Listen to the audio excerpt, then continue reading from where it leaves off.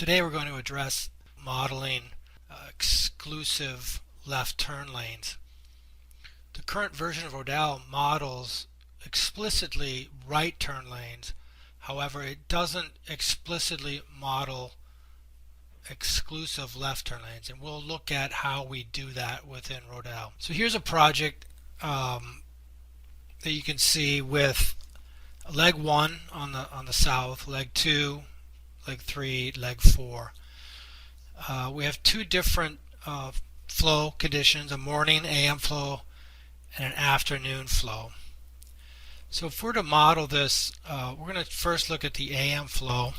I'm going to click back to AM flow. Leg 4 is a two-lane approach. I'm going to change this to a two-lane approach and a two-lane entry, just a parallel two-lane entry. And I'm going to hit run. So in the morning, the flows for that eastbound approach, the rest of the flows have all been entered, as you can see. And what you see here in the left in the morning, you have 308 left turns and 166 through movements and 7 right turns for the AM. And we've modeled this with a two-lane, and then for leg 4. So leg 1 will require a two-lane entry, a two-lane circulating lane, as well as I'm showing leg 2, which is this leg here, with a two-lane circulating in Rodel. As you can see, the design only shows a single lane because the lane assignment shown is a left only and a through right. Let's, for example, show leg 2 with a single lane. So I'll hit run. 308 left turners is a greater number than 166 plus 7, which is 173. So it's 308 lefts versus 173 through rights. So Rodel is anticipating that you'll want to share and those lefts over lane number 1 and 2. So you would have a left only movement as well as a shared left through right in this case, in which case you would need two circuiting lanes in front of leg 2. Let's take a look at the PM flows in this case, because in the PM flows for leg 4 we have 409 left turns and 563 through movements and 29 right turners. So in this case, in this traffic horizon, the afternoon peak, we don't have imbalance with the left turners. We have relatively close balance with the lefts and the throughs with 409 and 563. When I'm modeling a project like this, first I want to understand, do I really need two lanes? Okay, so first let's check if a single lane entry is sufficient for this leg 4 eastbound approach. So I'm going to go back into Rodel and I'm going to just change the geometry to a single lane approach, a single lane entry for leg 4,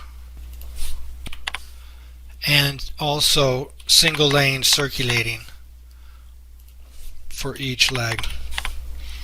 And I'm going to hit run. And I end up with, for leg 4, my VC ratio is 0.96, so it's pretty high. Average delay is 30 seconds. Queuing is average queue of about 14 cars, max 95 queue, 28 cars, and that's a level service D unsignalized. So that's the PM. Let's take a look at the morning, which is important to check both AM and PM. And the AM is performing very well for that eastbound approach as a single lane, level service A. So let's go back to so in fact, in this case, the AM flow, which has the unbalanced left turn movements of 308, in fact, it doesn't need more than a single lane entry for these flows. Okay, So the critical hour then is going to be the PM peak in this case, and trying to understand what we need for that. So with 409 lefts and 563 throughs, it's giving level service D.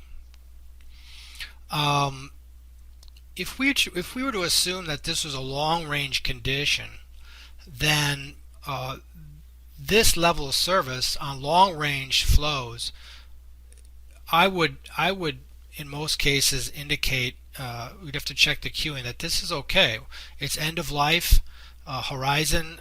We're expected to anticipate degradation of level service at end of life analysis, and so I think you could reasonably assume that this would be acceptable.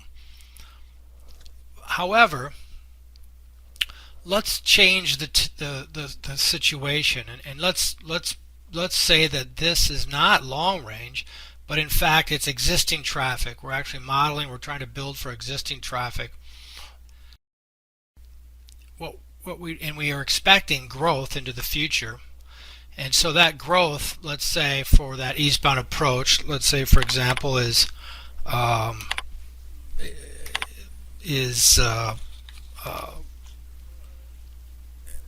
going to grow